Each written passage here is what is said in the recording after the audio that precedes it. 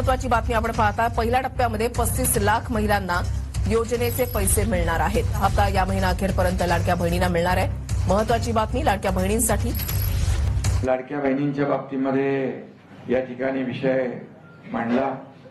मला आठवत आहे, मी मुख्यमंत्री असताना मुख्यमंत्री माझी लाडकी बहीण योजना देवेंद्रजी, मी, अजितदादा आम्ही ठरवलं की लाडकी बहीण योजना सुरू करायची, परंतु खर्च 45,000 कोटीच्या पेक्षा जास्त होता। पण शेवटी धाडस करण्याची आवश्यकता होती आणि ते आम्ही केलं। पुन्हा देखील काही लोक आज पत्रकार परिषदेमध्ये सांगत होते पैसे 3,000 रुपये द्या, अमक करा। त्याच लोकांनी त्या योजनेमध्ये खोडा घातला होता। काही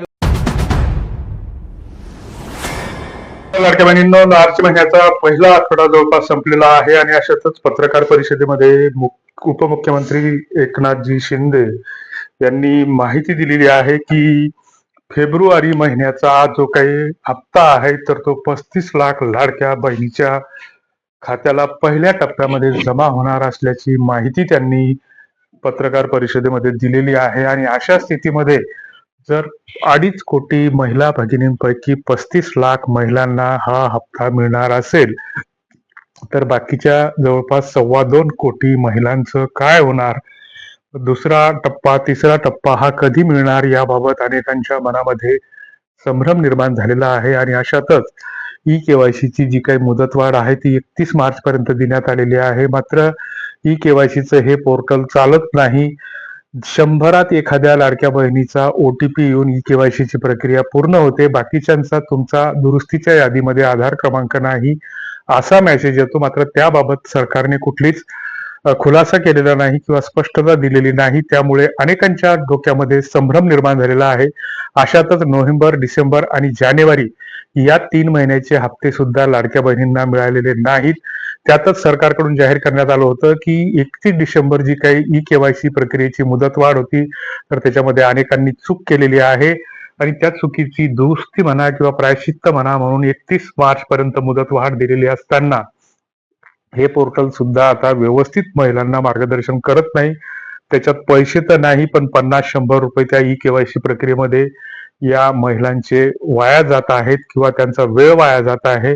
आणि मग अशा स्थितीमध्ये फेब्रुवारीचा हप्ता हा पहिल्या टप्प्यामध्ये 35 लाख लाडक्या बहिणीच्या खात्याला जमा होणार।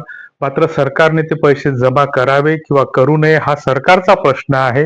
मात्र ज्या बहिणीची नावं वगळण्यात आली तर ती कुठल्या कारणामुळे वगळण्यात आली याची माहिती त्या पोर्टलवर सरकारनं उपलब्ध करून दिली पाहिजे।